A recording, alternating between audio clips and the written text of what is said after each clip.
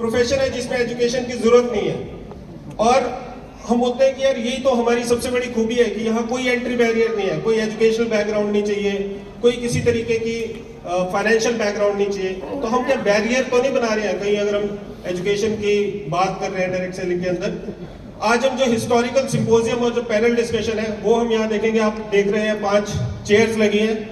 तो हमने बोला था, आपने सुना होगा शायद, कि मैं अकेला ही चला था जानिबे मंजिल, लोग भाग जुड़ते गए, कारवां बनता गया। तो आज पहली बार 5 लोगों का और का कारवां मैं साथ लेके आया हूँ, राइट।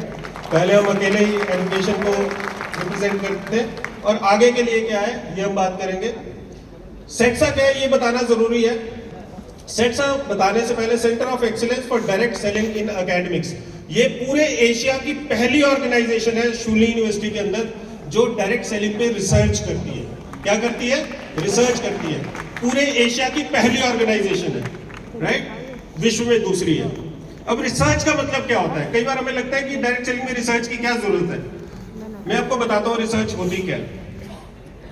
बहुत पहले लोग आर्गुमेंट किया करते थे कि धरती सूरज के आसपास घूमती है, या सूरज धरती के आसपास घूमता है, या चांद सूरज के आसपास घूमता है। कुछ क्लैरिटी नहीं थी, हर लोग आपस में आर्गुमेंट करते थे। उसके बाद फिर रिसर्च हुई, और रिसर्च ने साबित किया कि एक सौर मंडल है, सौर मंडल के आसपास बहुत सारे ग्रह चक्कर लगाते हैं। हर एक ग्रह के अपने अपने चांद है जो उन ग्रहों के आसपास चक्कर लगाते हैं। और जब रिसर्च ने ये प्रूव किया तो फिर क्या हुआ, उसके बाद आर्गुमेंट बंद हो गई। क्यों बंद हो गई? क्योंकि जब रिसर्च बोलती है तो वो क्या बोलती है? वो सत्य बोलती है। और जब सत्य निकल के आता है तो सत्य के आगे फिर कोई आर्गुमेंट नहीं होती। जब एक चीज प्रूव हो जाती है तो फिर कोई आर्गुमेंट नहीं होती। तो सेट्सा का क्या काम क्या है? सेट्सा का काम है डायरेक्ट सेलिंग के सत्य को उजागर करना। डायरेक्ट सेलिंग पे रिसर्च करके डायरेक्ट सेलिंग में क्या चीजें काम करती है, क्या चीजें काम नहीं करती, और फाइनल सत्य क्या है उसको निकालना, राइट। तो ये रिसर्च है। हम करने क्या लगे हैं? हमारा विजन क्या है सेट्सा का? To establish direct selling as a dignified sought after entrepreneurial career option. 2 words हैं बड़े बड़े इसमें। पहला वर्ड क्या है? डिग्निफाइड। डिग्निफाइड मींस हम गर्व से बोल सके कि हम एक डायरेक्ट सेलर है। और ये होता कैसे है? कहीं ना कहीं हम शर्माते हैं इस चीज में। दूसरी बात क्या? Sought after. हम में से कितने लोग ऐसे हैं जो कि एक्सीडेंटल डायरेक्ट सेलर्स हैं?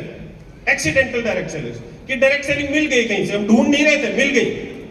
मैक्सिमम सारे लोग ऐसे होते हैं। तो कैसा हो कि अगर एक ऐसा समय आ जाए जब लोग बाय चॉइस डायरेक्ट सेलिंग में आए, एक्सीडेंटल डायरेक्ट सेलर ना आए। क्योंकि एक्सीडेंट तो अच्छी बात है कि आप अगर अच्छी कंपनी में आ गई, अच्छा एक्सीडेंट हो गया, आप क्रिप्टो में भी जा सकते थे, राइट। तो एक्सीडेंटली ना आए लोग, बाय चॉइस आए। और जब लोग पढ़ लिख के आएंगे वो इन्फॉर्म डिसीजन लेके आएंगे और बढ़िया काम यहाँ पर करेंगे। तो एक हमें कोशिश हमारी है कि एक फॉर्मल तरीके से इसको लेके आए। एजुकेशन की जरूरत क्यों होती है? हम में से कितने लोग चाहते हैं कि हमारे ग्रुप में बहुत ज्यादा फॉलोअर्स हो, बहुत फॉलोअर्स हो? चाहते हैं? अब आप यहां देखोगे अगले वालों के किसी के हाथ नहीं खड़े हैं। ये क्यों नहीं खड़े हैं? क्योंकि ये फॉलोअर्स नहीं चाहते। मैं ये जानना चाहता हूं आप में से कितने लोग ये जानना चाहते हैं, कितने लोग ये चाहते हैं कि आपके ग्रुप में ज्यादा फॉलोअर्स ना हो लेकिन ज्यादा लीडर्स हो? चाहते हैं कि लीडर्स हो? तो लीडर्स कैसे आते हैं? लीडर्स आते हैं जब आप औरों से एक लेवल ऊपर रहोगे। और ऊपर कैसे रह सकते हो? या नॉलेज में ऊपर रहोगे, या स्किल में ऊपर रहोगे, या डिसिप्लिन में ऊपर रहोगे। KSD फ्रेमवर्क बोलते हैं। नॉलेज कहां से मिलेगी? एजुकेशन से। एजुकेशन के अलावा कोई रास्ता नहीं है ज्ञान अर्जित करने का। तो अगर आपने अपने एक थोड़ा सा लेवल अपने आप को ऊपर रखना है, आपको एजुकेशन लेनी पड़ेगी। तो फटाफट चलते हैं हम। बहुत जोरदार तालियां मैं चाहूंगा जरूर एक बार चैटविद सुरेंद्र वर्क्स के मंच के लिए। इन्होंने पूरे दिल से हमें हमेशा समर्थन दिया है। और आज हम एक अपने मेन काम पे चलते हैं जो पहली बार डायरेक्ट सेलिंग के इतिहास में हो रहा है अगेन। और उसके लिए कुछ लोग हैं जो कि साथ आ चुके हैं और जो रिसर्च कर रहे हैं डायरेक्ट सेलिंग के ऊपर, और जिन्होंने काम करना शुरू किया एजुकेशन की फील्ड में। तो जोरदार तालियों से सबसे पहले मैं स्वागत करना चाहूंगा डॉक्टर गोपालम सुल्तानिया का। He is LLB। जोरदार तालियों से आप स्वागत कीजिए डॉक्टर गोपालम। LLB किया है इन्होंने, LLM किया है, ब्रोंज मेडलिस्ट है, बुक लिख चुके हैं। और जब मैंने इनको फर्स्ट टाइम देखा था, he is a PhD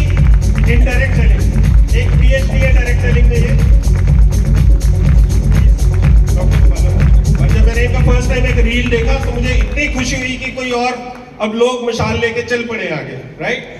second, I invite on stage research scholar है, शूलिनी यूनिवर्सिटी में मेरे साथ ही मिलके रिसर्च कर रहे हैं। आप में से कितने लोगों को ये चैलेंज आता है कि लोग ग्रुप में आ तो जाते हैं पर रहते नहीं है, टिकते नहीं है? आते हैं किसी को? तो उसी के ऊपर रिसर्च कर रहे हैं कि क्यों लोग छोड़ के जाते हैं और क्या ऐसा किया जाए कि वो ग्रुप में रहे।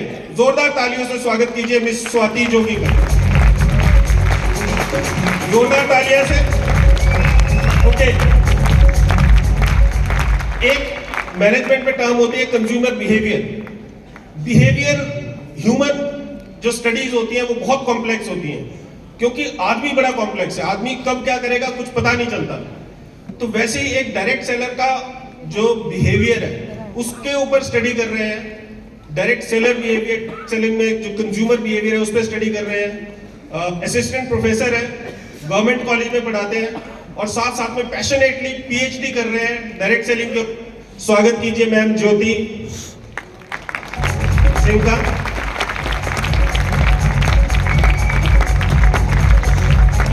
बाय प्रोफेशन एक डॉक्टर है और डॉक्टर का प्रोफेशन छोड़ के उन्होंने full time direct selling start किया। Post graduate diploma in direct selling हमारे साथ किया शूलिनी में, जो पहला बैच था, और उसके बाद रिसर्च की डायरेक्ट सेलिंग के बारे में और बहुत ज्यादा पैशनेट है प्रोफेशनलिज्म को लेके। डायरेक्ट सेलिंग में प्रोफेशनलिज्म लाने को लेके 6 महीने का इनका रिसर्च प्रोजेक्ट था इसके ऊपर। स्वागत कीजिए doctor Janaki Patel.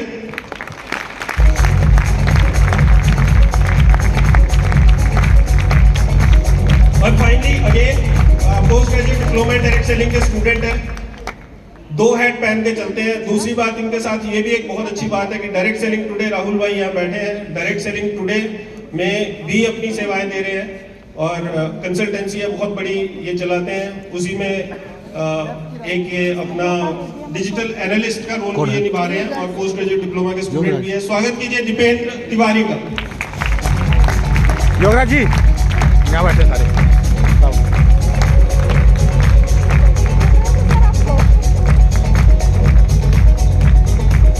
Thank you very much.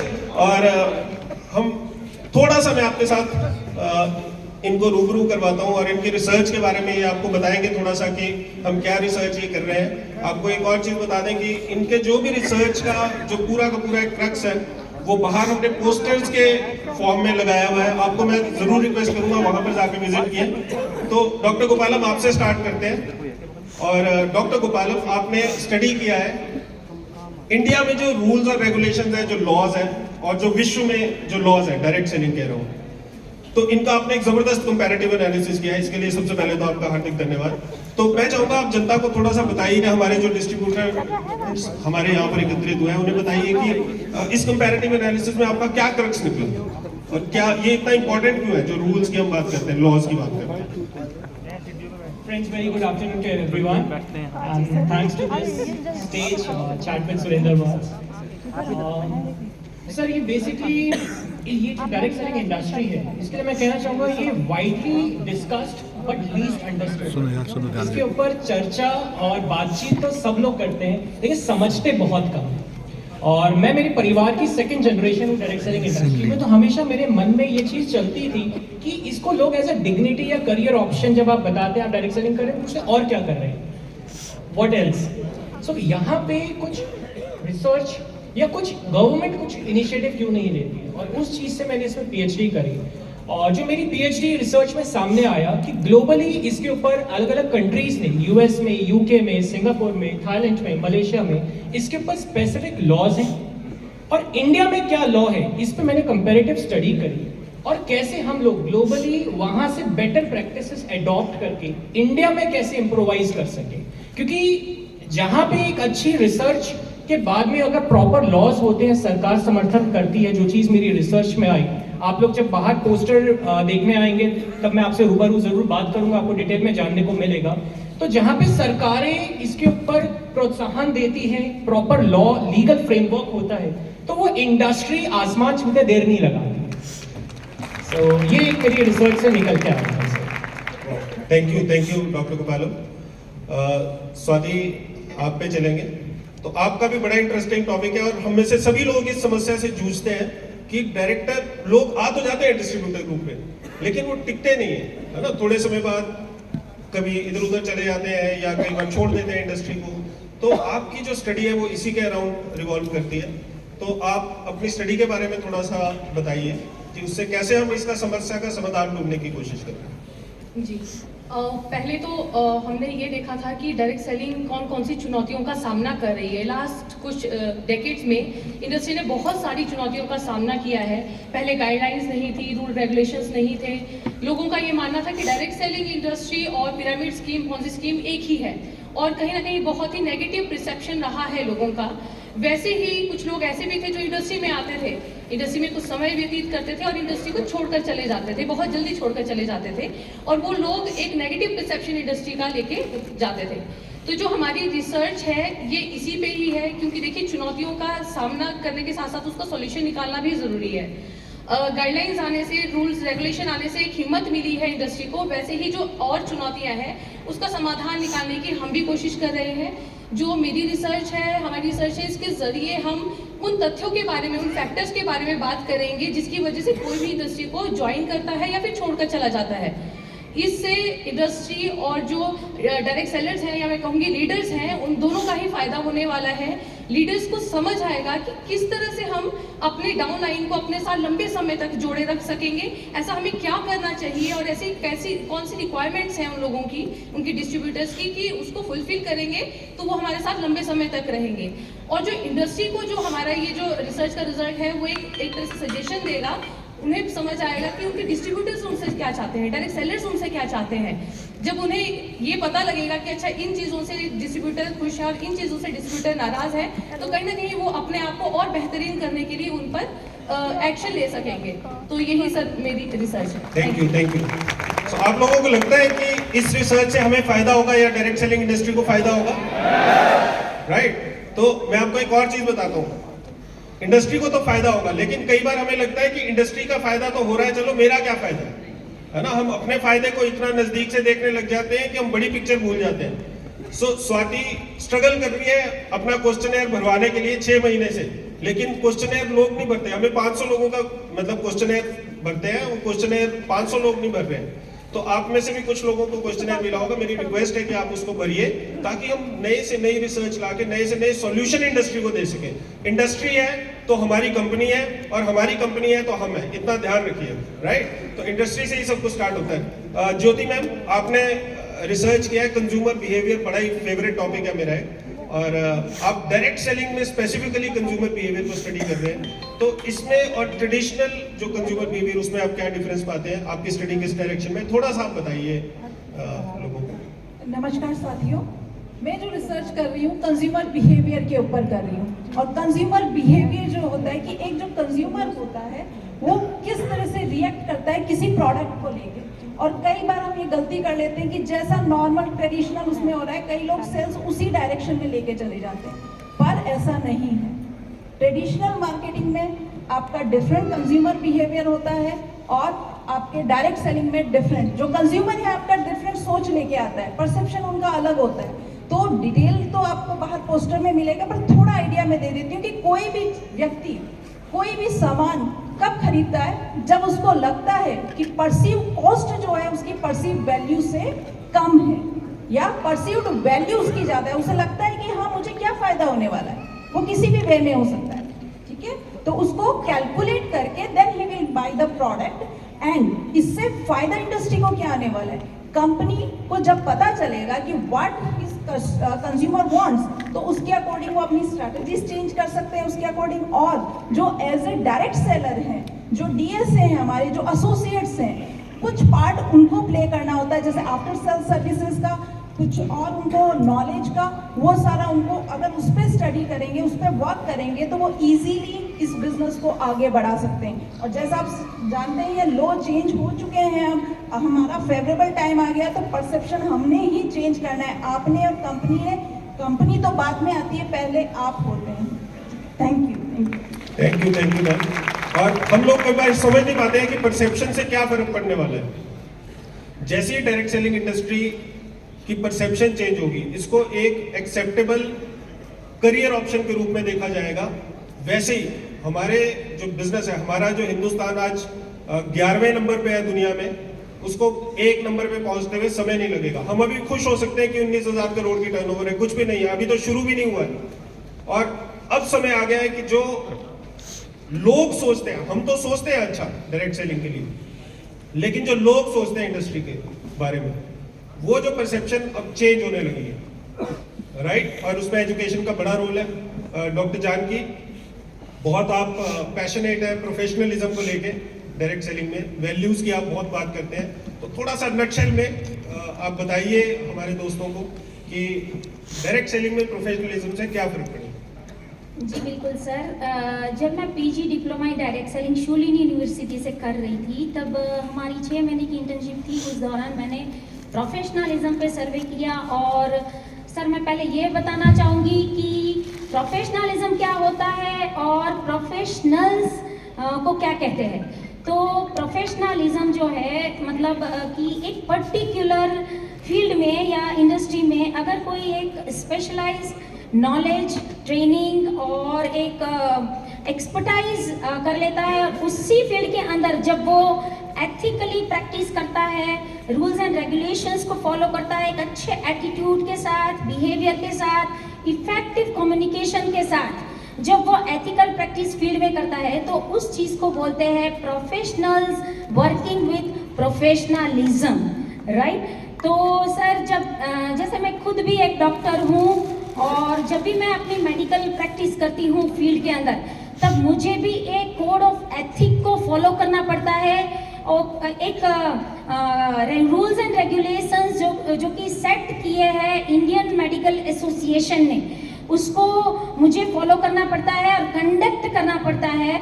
और जैसे दूसरे प्रोफेशंस में जैसे हो गए लॉज, एडवोकेट्स जिन्हें bar council of India regulate करती है, गवर्न करती है, जैसे फाइनेंशियल सेक्टर सर्विसेज में रिजर्व बैंक ऑफ इंडिया उनको रेगुलेट करती है, वैसे ही डायरेक्ट सेलिंग इंडस्ट्री में अगर हमें प्रोफेशनलिज्म को लाना है तो एक set of rules and regulations होना और लाना बहुत ही ज़रूरी है।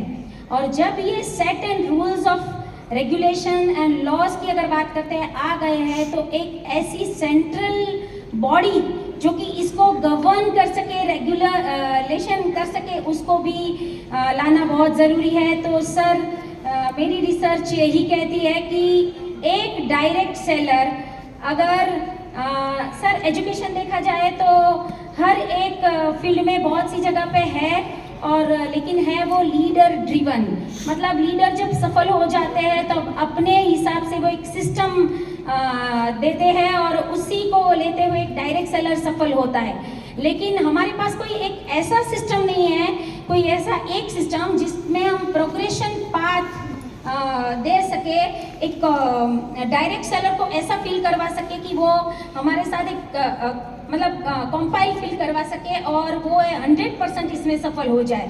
तो मुझे लगता है सर अगर एक डायरेक्ट सेलर प्रोफेशनलिज्म बनना है तो इसको एथिकली प्रैक्टिस करे, और इसी के साथ मेरी यही रिसर्च लाती है। और जिनको भी ये डिटेल में जानना है तो वो पोस्टर के पास ज़रूर आ सकते हैं। और सर फाइनली एक मैसेज देना है, from knowledge to nobility we are going, right. So professionalism is something which is engine, and values are something which is like a steering of the car. Very good, very good, very good. Professionalism is the engine और values आपका steering है। बहुत बढ़िया बात आपने की Janaki ma'am. And हम भी ये मानते हैं, हम बहुत सारे लोग हम वाई के ऊपर बहुत फोकस रहते हैं कि डायरेक्ट सेलिंग का वाई हम फाइंड आउट करें, और वाई पे इंडस्ट्री चलती है, इसमें कोई दो राय नहीं है। लेकिन वाई के साथ साथ हाउ का होना भी बहुत जरूरी है, और जो हम एजुकेशन और रिसर्च से निकालने की कोशिश कर रहे हैं वो हम डायरेक्ट सेलिंग इंडस्ट्री का हाउ भी फाइंड करने की कोशिश कर रहे हैं। किस तरीके से दीपेन, आपने मार्केट के ट्रेंड्स को स्टडी किया है, ये मार्केट किस दिशा में जा रही है, डायरेक्ट सेलिंग इंडस्ट्री के ऊपर आपकी जो ऑर्गेनाइजेशन है बहुत ज़्यादा रिसर्च करती है, तो आप नटशेल में बताइए कि क्या ट्रेंड्स आप देखते हैं मार्केट में और किस तरफ को हमारा फ्यूचर क्या इंडस्ट्री में। तो first of all thank you Kamal sir and Surendra sir. May be ये रिपोर्ट आप सबकी बहुत ज़्यादा हेल्प करेगी आगे के ट्रेंड्स को समझने के लिए। तो कोर्स के दौरान जो मैंने पीजी डिप्लोमा में किया तो मेरा जो इंटरेस्ट डेटा और डिजिटल वर्ल्ड के लिए बहुत ज़्यादा था। उसके साथ मैंने अपना करियर डायरेक्ट सेलिंग टुडे के साथ स्टार्ट किया। तो जब भी हम किसी भी इंडस्ट्री को एज अ करियर चूज करने की बात करते हैं तो उसमें मेजर 3G हम जिनको फॉलो करना चाहिए, वो फर्स्ट है गवर्नमेंट। तो गवर्नमेंट ने हमारे लिए इसको एक लीगल इंडस्ट्री रिकग्नाइज किया, रूल्स भी निकाले। आफ्टर दैट गाइडेंस, एक हमारे पास यहाँ पे मेंटोर्स हैं, काफ़ी सारे टीचर्स हैं, लीडर्स हैं, अपलाइन हैं, जो हमें गाइड करती है कैसे सक्सेसफुल होना है। अब थर्ड पार्ट आता है कि इसकी ग्रोथ क्या है। अगर ये दोनों चीज़ मैटर हैं, अगर ग्रोथ भी है इंडस्ट्री की, तो एक अच्छा करियर हो सकता है। तो हमने इसी के रिगार्डिंग टॉप 75 कंपनीज का डेटा को एनालिसिस करा, उसका ऑडिट रिपोर्ट निकाला और उसके बिहाफ पे हमने एक रिपोर्ट को जनरेट करा। अब इसमें ये परसेंटेज भी नहीं है कि कितनी इंडस्ट्री कितनी ग्रो हुई, और उसके की फैक्टर भी है। अगर उन की फैक्टर को आप कंसिडर करेंगे, अपने वर्क के साथ फोकस करेंगे, तो आप भी अपने करियर की ग्रोथ को उसके साथ अलाइन कर पाएंगे। तो मेरी आपसे गुजारिश है कि आप पोस्टर रिप्रेजेंटेशन पे वहाँ पे आएँ और हमारे साथ डिस्कस करें, ताकि हम आपको और डिटेल में बता पाएँ कैसे आप इन ट्रेंड्स का यूज़ अपनी डायरेक्ट सेलिंग जर्नी में कर पाएंगे। Thank you so much. Thank you Dipesh. तो आप लोगों ने देखा, बार बार ये बोल रहे हैं कि बाहर आइए, बाहर पोस्टर वाला जो एरिया है, क्योंकि आपको मैं बताता हूँ ये जो रिसर्चेज है इनमें 5-5, 6-6 साल लग जाते हैं करने को, और 5-6 साल के बाद एक छोटा सा उसमें से हम निष्कर्ष निकालते हैं। तो आप लोग या तो डायरेक्ट सेलिंग पे खुद रिसर्च कर सकते हैं और फिर आंसर फाइंड कर सकते हैं, या जिन्होंने रिसर्च किया उनसे आप चुपचाप जाके विजडम के मोती निकाल सकते हैं। तो थोड़ा सा प्रेजेंटेशन हम आगे चलेंगे। जैसे इन्होंने रिसर्च की बात की, सर ने बताया, ललित जी ने, कि हमने डायरेक्ट सेलिंग पे कोर्सेज स्टार्ट किए हैं। आप में से कितने लोग उत्साहित है इस बात को लेके कि डायरेक्ट सेलिंग यूनिवर्सिटीज में पढ़ाई जा रही है? और इसके स्पेसिफिक कोर्सेज हैं, बैच शुरू